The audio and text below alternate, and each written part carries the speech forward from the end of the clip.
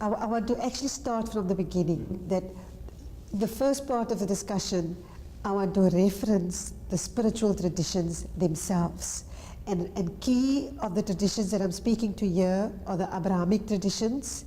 I'm talking about Judaism, Christianity, and Islam, and I'm talking to traditional African religion.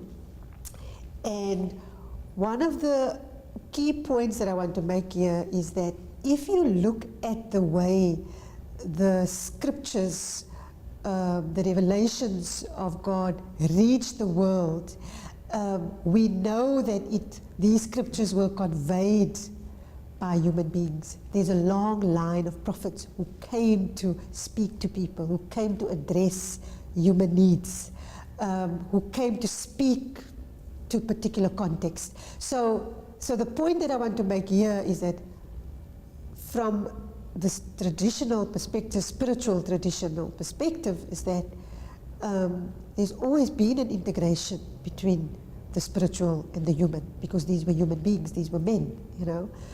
They weren't angels, they were men. They had struggles, they went through hardships, they had to seek advice, they had to attend to the kind of human anxieties, yet they came with a message of God.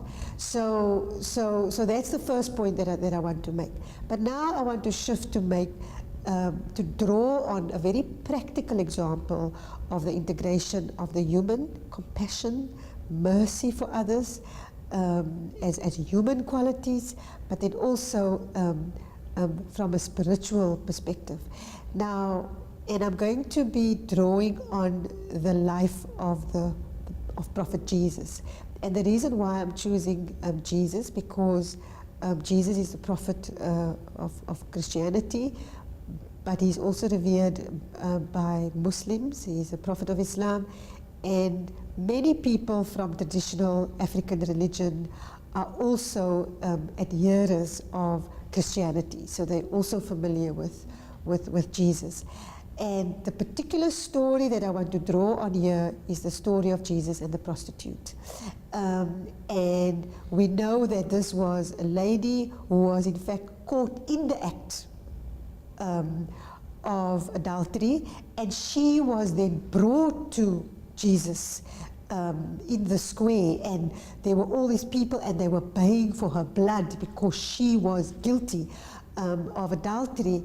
And as you know, all this commotion was going on, Jesus came, and he then said, you know, he listened to the people, and then his response was, he said to the people, "Let those of you who are without sin cast the first stone," because during that era, stoning was the punishment for adultery.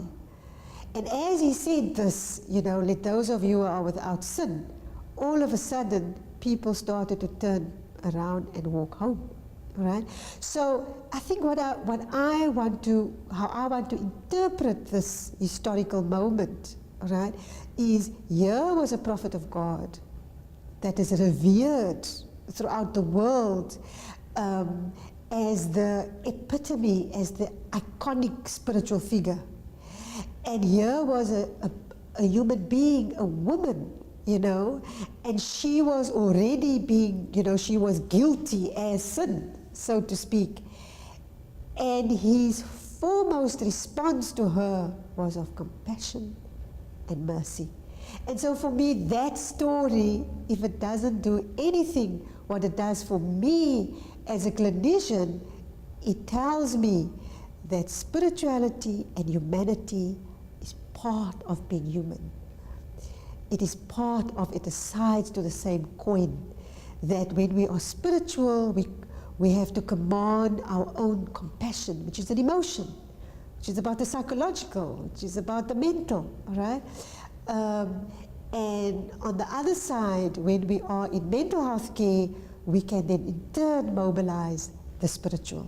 So that is what I want to close up on that part of the discussion, is that from a traditional spiritual perspective, it sounds like spirituality and humanity and psychology are all part of the same aspect of being human.